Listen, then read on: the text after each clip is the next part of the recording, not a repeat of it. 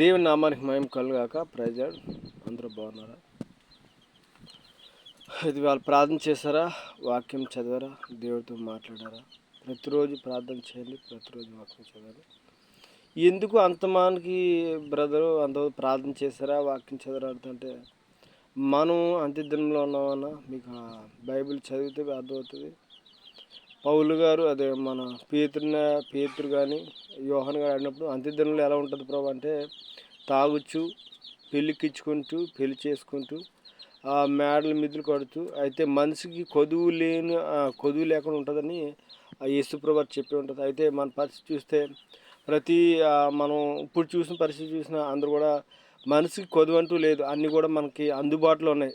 ఏదన్నా సరే కానీ లేదు అని కొదువు అంటూ లేదు. ఇప్పుడంటే సొదొమ గుమ్మరంలో కూడా అదే అప్పుడు కూడా ఆ టైంలో కూడా అలాగ ఉంది. తినుచు తాగుచు పెళ్ళికిచ్చుకుంటూ పెళ్ళికి చేసుకొచ్చు అంటే ఒకసారి ఆలోచించండి. ఇలా ఉందంటే అర్థం ఏంటి? రాక సమయం దగ్గరకు ఉంది కాబట్టి ప్రతిరోజు ప్రార్థన చేయండి, ప్రతిరోజు వాక్యం చదవండి. దేవుడు ఆలోచన విధానం తెలుసుకున్నాను.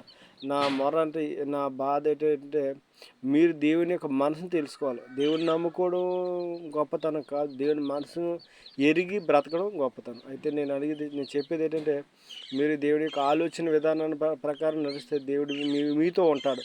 అయితే ప్రతిరోజు ప్రార్థన చేయండి, ప్రతిరోజు కూడా వాక్యం చదవండి.